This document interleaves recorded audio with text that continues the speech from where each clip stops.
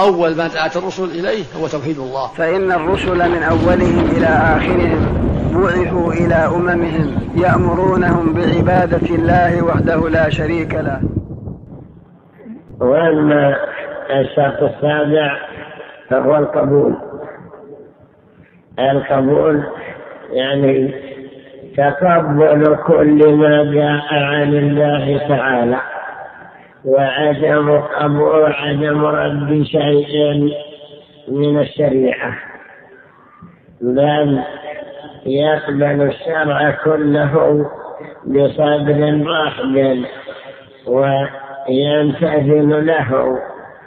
أما الذين لا يقبلونها فليسوا صادقين وليسوا من أهل لا إله إلا الله حقا.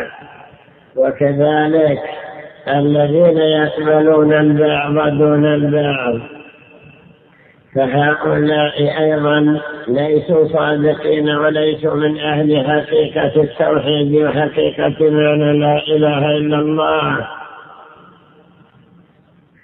ذم الله اليهود بقوله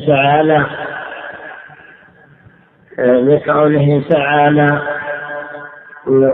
وإن يأتوكم أسارى تهابوهم وهو محرم عليكم إخراجهم أفتؤمنون ببعض الكتاب وتكفرون ببعض فما جزاء من يفعل ذلك منكم إلا خزي في الحياة الدنيا ويوم القيامة يردون إلى أشد العذاب.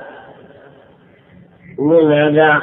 لأنهم يؤمنون ببعض الكتاب ويكفرون ببعض، يقبلون بعضا ويتركون بعضا، يقبلون ما هو خفيف عليهم أو ما يوافقون فيه جماهير الناس. وكذلك ما أرسلنا من قبلك في قرية من نذير إلا قال مترفوها إنا وجدنا آباءنا على أمة وإنا على آثارهم مقتدون. إنا كذلك نفعل بالمجرمين إنهم كانوا إذا قيل لهم لا إله إلا الله يستكبرون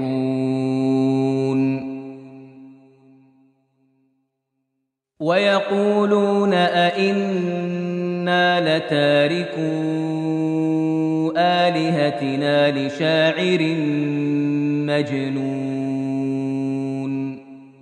حديث أبي موسى الأشعري رضي الله عنه أن النبي صلى الله عليه وسلم قال إن مثل ما بعثني الله به من الهدى والعلم كمثل غيث أصاب أرضا فكانت منها طائفة طيبة قبلت الماء فأنبتت الكلأ والعشب الكثير، وكان منها أجادب أمسكت الماء فنفع الله بها الناس فشربوا منها وسقوا وزرعوا.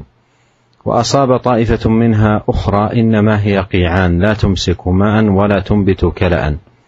فذلك مثل من فقه في دين الله ونفعه بما بعثني الله به فعلم وعلم، ومثل من لم يرفع بذلك رأسا ولم يقبل هدى الله الذي أرسلت به متفق عليه.